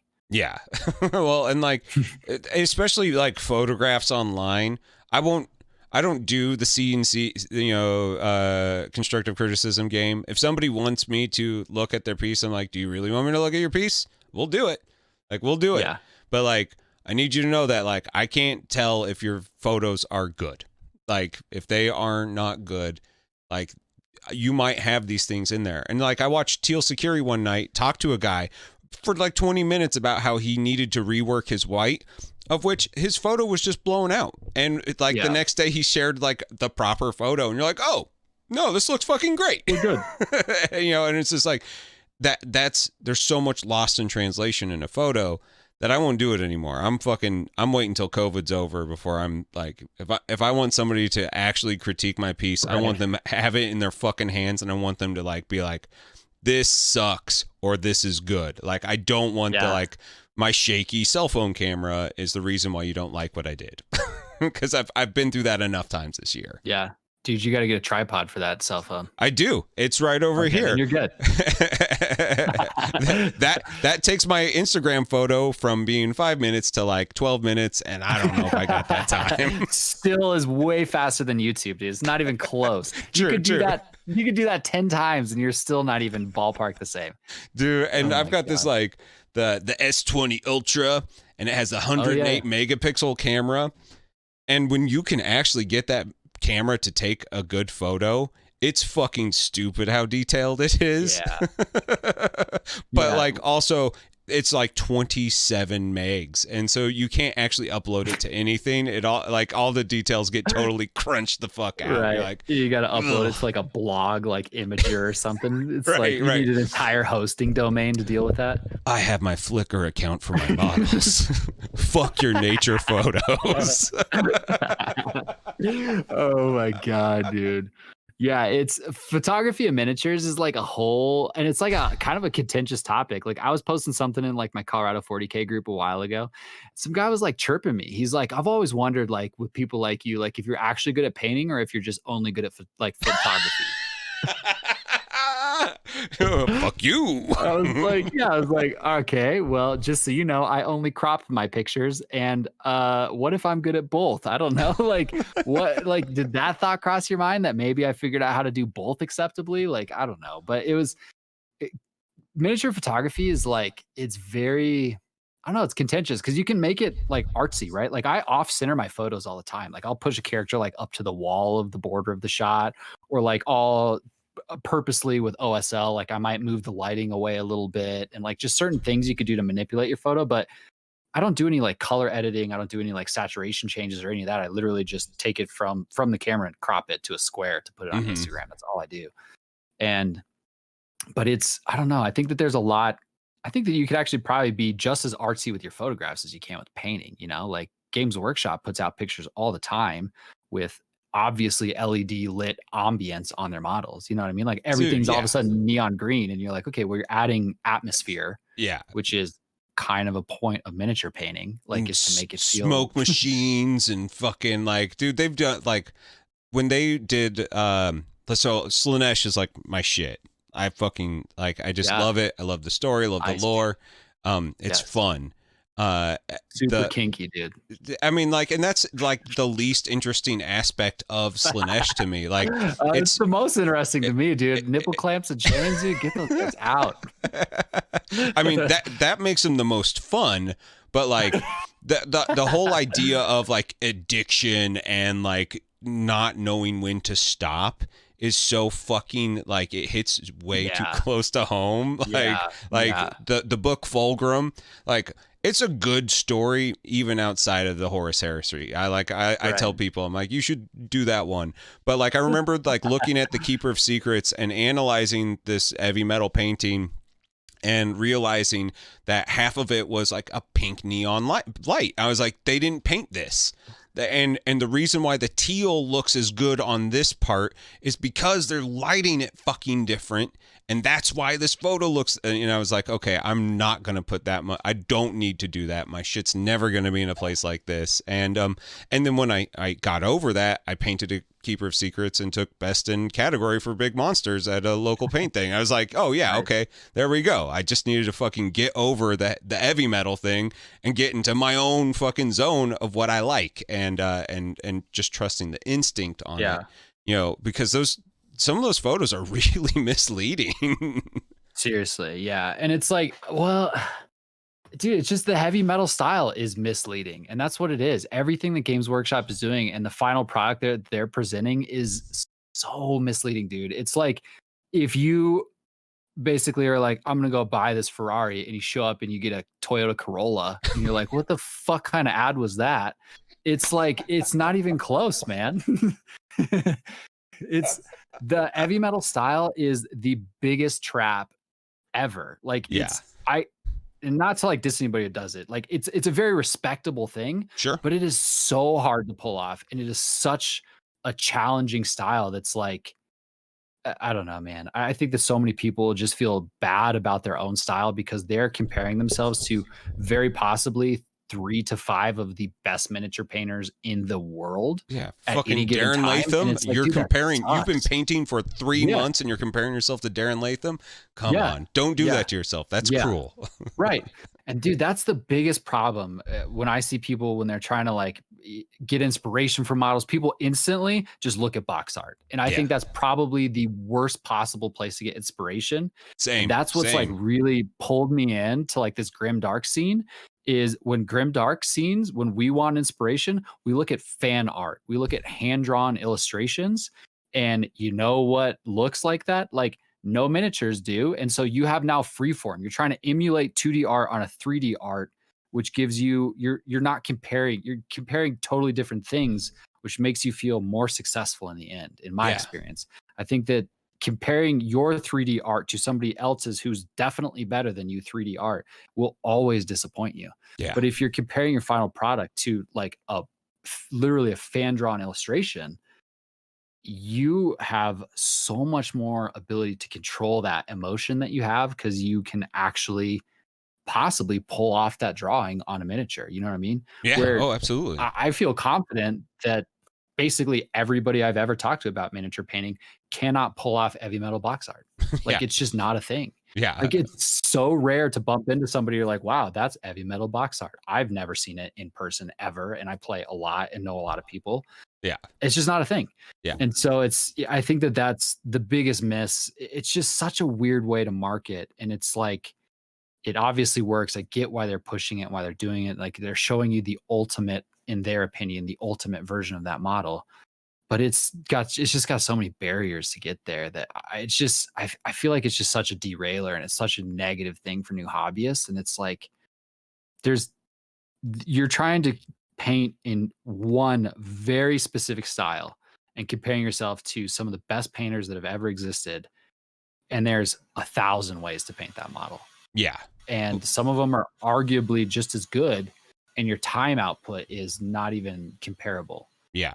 And I it's such a disservice. I always equate like the grimdark look and like it reminds me of like, you know, like a progressive metal band who's just like, here's all the notes, this is what we're doing, and you know, it's just like fast and off timing, and you're like, oh yeah, okay, Yeah. and then like I think you and I have very similar styles when it comes to like how we want the aesthetic of our models to be painted, and especially for like a tabletop piece.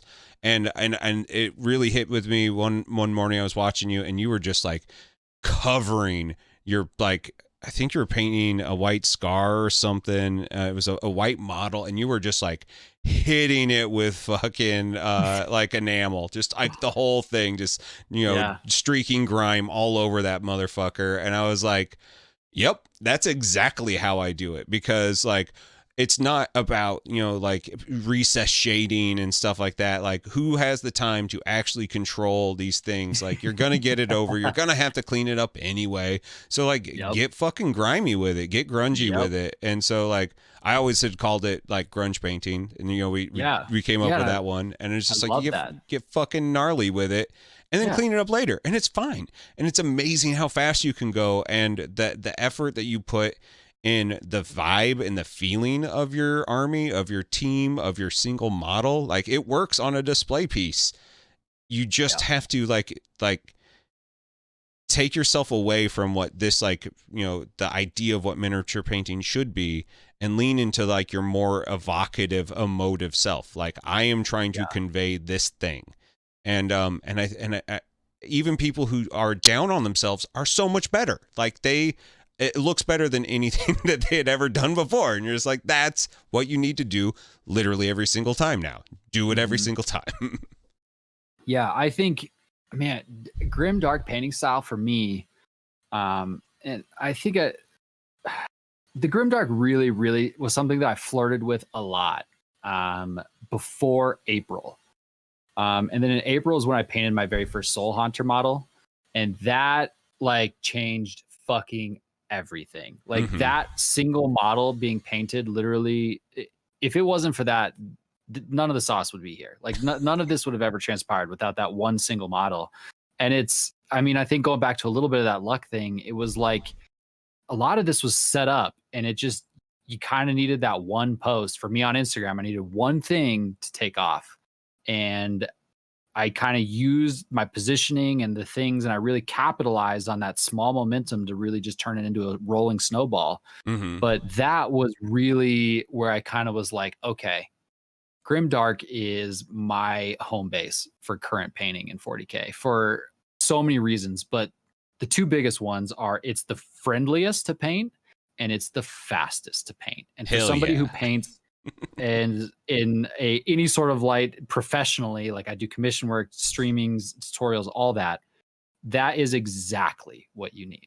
If you're going to turn a profit in painting, it is absolutely not on 100-hour model. It is on a 100-hour army. And that will make you money. You know what I mean? Exactly. And like that is my two favorite reasons about it. But I think the long-term effects of what's going on right now in the grimdark painting scene are that more people will feel more encouraged to try new techniques than ever before, which is going to completely destroy the heavy metal painting shackles, in my opinion, and my hope, and help to show off that there is a million ways to paint, and that heavy metal is something that you can aspire to and work towards, but is not something that you should ever consider doing as a beginner, as an intermediate, or even as an advanced painter. It is truly expert level painting. That I'm not, if somebody was like, I want you to paint box art heavy metal, I would just flat out be like, that's not, you're gonna need to commission somebody else. Like that's not, you will not, for your dollar, I could do it.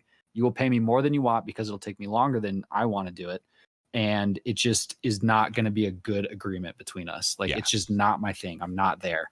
And I think the amount of people that are there is like, it's like the 1% of painters, man. Like, it's just not a thing.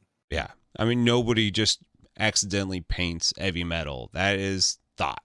You have to do that. You have to, and it takes reps, and you like that. Out of all the jobs, one of my buddies used to work at GW, and he was like, dude, you should get a job on their painting team. I was like, and paint fucking heavy metal? No, never, not a fucking chance. And he was like, no, but you would be good at it. I was like, have you actually looked at box art? Like, look at box art. It's crazy. It's crazy how many stupid things that they got going on there. I'm not going to do that. I'm it's super it's super misleading. Their box art has techniques that they don't openly discuss that they do inside of those pictures that like Squidmar completely myth busted like GW box art in a video like a year ago, so long ago. He put out this video that's called like the most important video I'll ever make, which is like the greatest clickbait ever, and I love it. And I love clickbait. I just love it. I love everything about it. Clickbait is the best.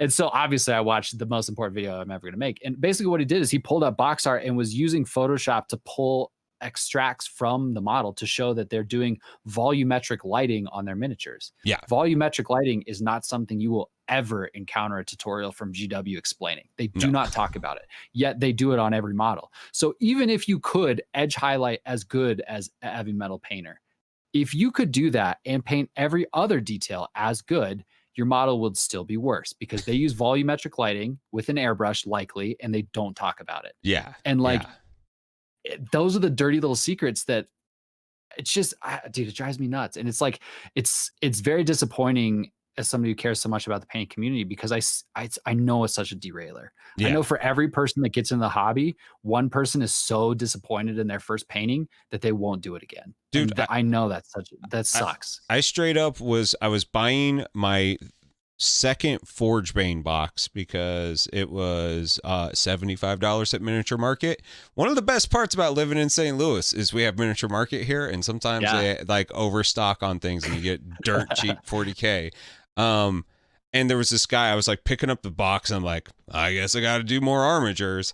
And he was like, I'd never be able to do that. It's like, sure, you absolutely could. He's like, nah, man, I'd be too mean on myself because it wouldn't look like the box art. And I was like, dude. And I just looked at him and I was like, I'm not gonna have this conversation with a stranger today because I'm gonna end up fucking like I'm gonna be that dickhead at the game store and be like, believe in yourself, kid. You're better than this. Do it.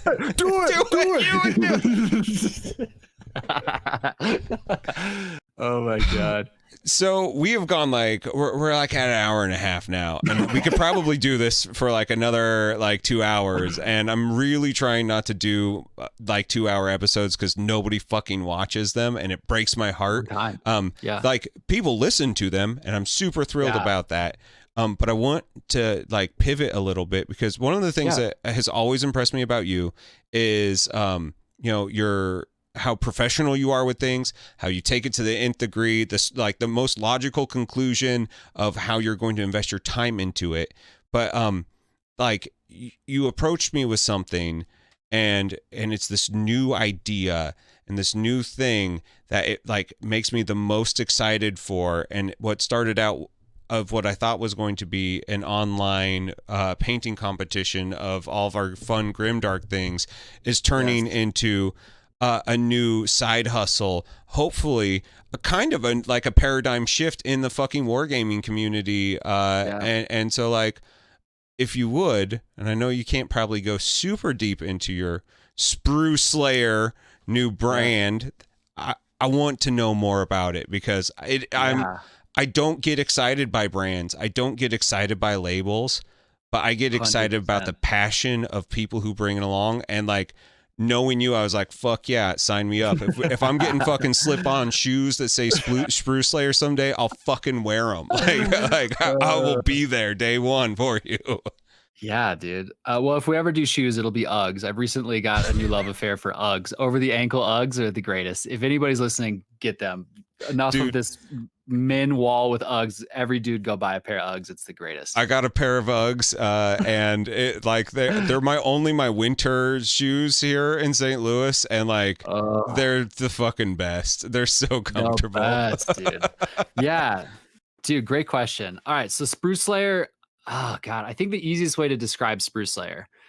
So I have been toying with the idea, or had previously been toying with the idea of creating merch, right? Like there's a certain point as some sort of a, I don't know the best way to say it, is some sort of a personality, right? You just need to get merch eventually. Yeah, like that's just you hit a crossroads. I'm there. I have it. I've done it, and mainly it's just because none of my bands had any good merch, and I was like, this is the closest thing I'm gonna have to being in a band again. Yeah, buy my merch. So the idea was at first to make merch, and I was like, why would I not think larger than that? And I was like, what if I want to make my own merch, but then what if I also had just a brand? Because the original idea was like collaborating with other creators to help with their merch or whatever. And then I was like, wait, what if I just make a brand? And then I was like thinking about it, and I was like, okay, there's all these different t-shirt companies, there's different fashion companies that are involved in miniature painting, but they're very niched into each brand inside of that, right? Like there's like specific 40K shirts, there's specific, like D&D lines. I think the brand that's gotten the most prolific is Death Saves with their D&D stuff, but that is still a D&D company, you know what I mean? And so I was like, why is there not an overarching brand that encompasses miniatures? Like, why is there not, and it's, I don't know how else to describe it. Like, why is there not a miniature painting lifestyle brand? Mm-hmm. Like, why is there no Nike of people who paint miniatures? That's kind of my vision, is like there needs to be a Nike. And so that's the idea behind Spruce Slayer, is it's essentially going to be a bit of kind of a, a love note, love letter to hobbyists, from a hobbyist. People like, I love miniature painting. I love building. I love doing it. And I think that the idea behind it is I want to connect with other people who feel the same. And it's whether it's, for me, it's 40K. For you, it could be anything. For anybody else, it could be anything. But at the end of the day, we sit in our basements and paint toys. You know what I mean? And then we get together on the weekends with our friends and we roll dice and we talk about games and we talk about paints and we talk about literally toys with our friends. Yeah. And like, that's such a specific thing to have in common. Why is there not an overarching brand? And so Spruce Slayer was kind of born out of that. And the idea is that it's a brand from a hobbyist for people who are just as passionate about the hobby. Somebody who sees a pile of sprues as an opportunity to grow, to have fun with their art. And that's really it. It's for people who just wake up and eat sprues for breakfast, is kind of the idea behind it. And so that's kind of it. I mean, it's definitely in its an initial phase. I'm not quite sure when this episode will be out, but just as of yesterday, got the art back, and I'll be running off some t-shirt prints. I'll do like a first t-shirt run, probably over the next couple weeks, and it'll take a while for those to come in. But yeah, I mean, the initial idea is really the dream big, the bag, dude, the big, hairy, audacious goal. Yeah. That is mine. Is, yeah, it's to be the Nike of miniature painting. Like there needs to be something that big that covers all of it. There's not that brand. And so we'll kind of see what comes back from there. I think some of the initial feedback I got, like one of my buddies was like, well, like your logo's cool, but it has nothing to do with miniature painting. Like it's just there. And I'm like, well, that's kind of what I want. Like, I almost don't want it to be completely branded. Like I think about like iconic brands of the past, like Thrasher. There's nothing skateboardy looking about Thrasher as a brand, but they're a skateboarding brand. Like you don't have to completely stylize into that. And that's where I think that other fashion inside of this market that we're in finds itself, right? Like you have so many 40K t-shirt companies. You have so many, like, I mean, Death Saves is definitely the most prolific brand that we have in this hobby right now. And it's so catered to D&D. Like I play D&D. I don't even understand half of the shirts. I'm like, what even is this? What character references is this? What the hell's going on? Yeah. But it's just a good brand. And most people don't fucking know what Death Saves is. Like, that's the funny thing. Like, they don't actually understand that it is a saving throw against death, And so, like, and nerds buy it because it's fucking cool. Nerd culture is cool right now. And so, like, 100%. It doesn't have to be spot on, like, here's my nippers and paintbrush. Yeah. Although, like, if you could work nippers and paintbrush into like a really nice fucking button up like print where it looks like Louis Vuitton, where it's fucking nippers and some Tamiya ultra thin cement or Right. something. Right. Like, Yeah. I would fucking want that in a heartbeat. Like, the abstraction in fashion isn't, fashion isn't getting hit over the fucking head with a hammer. Like, it's much more insidious, and Yeah. like, yeah, sometimes it is, but also, like, some of the best movements are just the subtle things that, stick around for forever and you love. And, you can wear it to work and you can be a nerd and you can fucking play games Yeah. with it and people will know, Yeah. Yeah. And I mean, I think that's the important part of like creating a brand is like you need to think bigger than your target audience and like who else can latch into that from outside. And like, I mean, Thrasher, I think Thrasher is just one of the most iconic lifestyle brands of all time. Like, think about how many people, especially right now, are wearing Thrasher that have never touched a skateboard in their entire Yeah. life. Yeah. Like, Don't even fucking know. it's just it's an iconic shirt. It's a good logo. People like it and they'll latch onto it. Yeah. And that's what a good brand is, that simple. And at the end of the day, you could sift through making a brand. I've branded hundreds of media projects in my life and had all sorts of experience with music and clothing industry stuff and everything that has just been working on branding and coming up with all this. And all of it's kind of led up to this moment. And Spruce Slayer is kind of really just it's really a hobby lifestyle brand, but it's just a shirt. You know what I mean? It's that simple, but it's also way bigger than that. You know what I mean? Yeah. And so that's what I'm trying to bring to the table. And I mean, going back on your point about just dialing all the details, like it'll be good professional quality stuff. Yeah. Like it's not going to be like, your $15 shirt out of a van. It's going to be like good. Like I'm going to do like blended cottons and stuff like that and high quality stuff. It's not going to Nice. be, yeah, it'll be good. It'll be a good product is kind of really the goal, like it's not going to be like Louis Vuitton, but it's not going to be cheap. You know what I Yeah. mean? It'll live in the middle and it'll be just nice quality stuff. It'll be every bit as good as Supreme, and Supreme shit sells for a fucking gajillion dollars. So, like, Dude, it's crazy. yeah, like, and like that's been my like modern like look at like fashion and branding. It made me realize that like literally like the 90s are back, like that it was all attitude, and it was, whatever you could do to get your fucking, Nike Airs, and, like it's all about the shit that you have on. And like Supreme was just like, oh, this, like, here's this fucking Supreme brick. It's, $1,000. And I think that is a true statement that, and it sells out instantly. And I think that that's fucking cool. I when I started doing merch, if I actually could do merch, I would be silk screening it all myself. I'd be fucking going, I would be picking up all the things because I love silk screening. I love doing that stuff. Unfortunately, my actual business needs me a lot more than me silk screening in my fucking basement. Right. But like, yeah, silk screening is cool. It's, if you just take a little bit of, just a little bit of care will go a long way on that thing. And I'm super stoked for it. And I want a Spruce Slayer shirt, and I want Spruce Slayer fucking beanie. And I'm fucking ready. Like, I think that I'm now at the point where, like, when I tell my clients, who are not gamers, who are not into it, I'm like, I paint miniatures as my hobby. And they're like, what do you mean? And like, I'll show them a photo on my cell phone, and they're like, yeah, oh shit, this is like different than what I was thinking. I'm like, yeah, it's like, you think kids playing toys, but I'm 40. I'm not doing this anymore. Dude, it's not kids playing toys. We're all 30, and we're still playing toys. Yeah, we're like, this is a lifestyle at this point. If you're in it, you're really in it. So. Oh yeah, for sure. Yeah, my buddy calls it playing space dolls, and I think that's the best way to describe playing 40K is playing space dolls.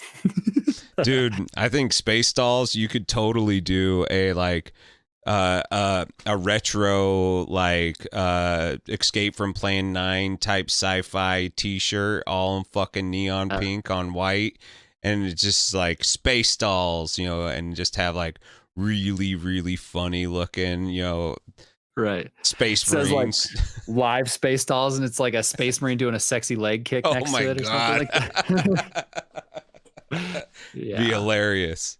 Yeah. So yeah, I'm excited about it. I mean, I think that it's non-restricted, and I think that other companies in this hobby space that have made merch are restricted. They're like, "We are a 40K shirt company." It's like, well, hopefully 40K has a good year. Yeah, yeah. I mean, the cool thing is Games Workshop is always going to Oh my position god. themselves 40K. I mean, Yeah. like, everybody forgets why Age of Sigmar is here, and it's because Fantasy Battle wasn't selling. Like, so Oh they yeah. fucking killed your baby to bring something new into the world. Like Yeah. that they are ruthless, and there's that Scott and John were talking about that in one of their recent Trapped Under Plastic episodes, that like a report from one of their executives came up, and he's like, we're a model company, and so if we're not selling models, we're done, and it's true. Like, we all Yeah. think of 40K as like a game. 40K is toys. It's toys. They're selling you toys, and they're selling Mhm. you the lifestyle around it. And I think Yep. that, understanding that it's much deeper than just like toys means that, you are totally in the right to like explore this Yeah. place. I think that it's really smart. Yeah. Yeah, I'm excited about it. I'm hoping hopefully by the time this comes out, I'll either have shirts ready to roll or they'll be in print. But yeah, the website's up. It's sprucelayer.com, and it's kind of just waiting. We're in the about to make some moves phase. So Hell we'll yeah. see. I think the next month or so will be really getting it on its feet and ready for operation. But I'll be doing an old school. Like, I'm gonna do one run of limited shirts at first. I'm gonna own all my inventory. So I'll run probably 25 shirts. Sell all that, turn that into 2 runs of shirts, sell all that, turn that into 4 runs of shirts, and just keep growing like that. Cause you can that's kind of the target for me, is to just double up on each run of shirts, to run a second run for the next one and just keep That's growing it that way. So Dude, that's it'll be old school as grassroots fuck. That's old exclusive. Yep. school as fuck. I love it. Yep. Yeah, that's the way to do it. And then that way it's, not jumping. It's jumping in with your toe first to feel it a little bit before it gets to your knees. So, but Yeah, yeah, it'll be a fun venture. you don't need to put your instant life savings into Yeah. a venture like this, especially since Yeah.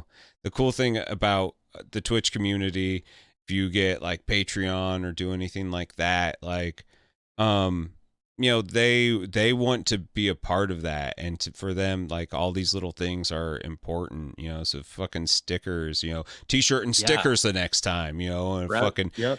I want a denim like vest with a back patch. Like, I want like, I want badass fucking gear that's, Yeah.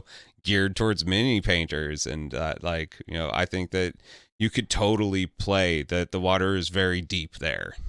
Yeah.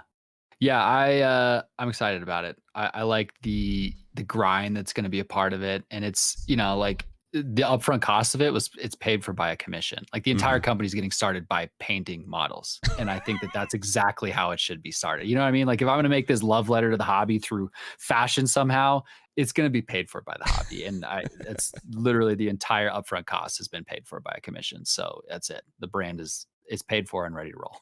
Dude, that's so good. I fucking love that. That's Yeah. like inspiring as hell, man. Thank you. Yeah, Well, this space is just inspiring, man. Like, just the hobby and everything about it. It just sparks. It's almost like every creative venture I've ever had landed me like right here, and it's been interesting.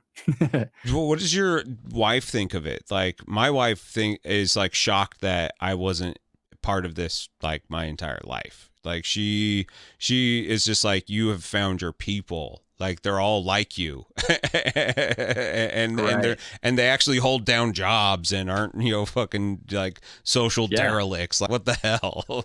Yeah. So I think there's two very distinct phases of my wife in this hobby. So at first, much confusion, right? Like, when I first met her, I was like DJing, I was playing golf. It was just like nightlife and partying and just totally that lifestyle, just Yeah. the Uber bro Chad nonsense happening all the time. And then I basically died and came back to life with a bunch of toys in my hands and was like, I'm gonna paint these.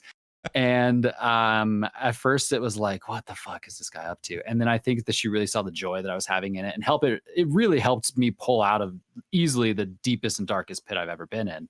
I don't know what could have transpired that year without miniature painting. Sure. But and where it's gone to now is just truly absurdly high levels of respect and support. And like the same time, I mean, my wife is the most inspirational person to me. Like my wife is the reason that the 6 a.m. Twitch stream even happens. Like on day 1 of lockdown, she was like, I'm waking up and I'm going to the gym in the living room today. And has since lockdown started in March 16th. That's when we got locked down in Denver. She has missed 2 workouts to this day. So she's woke up every weekday at 5:30 in the morning every single day, hasn't missed one of them. And that inspires the shit out of me. And so I think that it's kind of mutual. I think that we kind of are both firing each other up in the morning now. And like, you know, I think that she's inspired by that. Like some days I'm like, let's get up, like, let's do this. And some days she is. And so it's a back and forth support system, but she's super supportive. I think it was just a weird introduction, you know, coming from what I had been doing for the 10 years leading up to that, you know, like post college through, you know, was very different than what I've been doing the last 2 years. But this is the happiest I've been, the most successful I've been. Like everything is really coming together in a way that it's just, I took a chance and picked up a starter box of 40K and took some chances on shit after that. And here we are. Dude, that's beautiful. A beautiful story. And I think a wonderful place to wrap up on. Dude, Trenton, thank you so much, man. The sauce. Yeah. The sauce. Hit up the sauce on Instagram. Follow on YouTube. Give him fucking YouTube followers because like that's a really hard place to grow. And there will be good shit there. It just isn't always the most active now. So just like get on the ground floor because like yes, it's going to be an important place. Yeah. No, thank you, man. I mean, obviously this has been super fun, but you know, I think just thank you from the painting community, the aspiring painting community, and the hobbyist community. I think what this podcast serves is a launch point for you to introduce artists to people that don't know who they are and introduce a side of artists that they don't get to reveal very much. So this podcast it means a lot. It was actually very crazy to know that you knew who I was the first time I said sup to you in Twitch. I was like, what the fuck? Heath knows who I am. But no, it means a lot, man. Thank you so much for having me. This podcast is amazing. And what you're doing for the community is awesome. Oh, thanks, man. Well, we'll be seeing each other online too, man. Yeah, buddy. All right.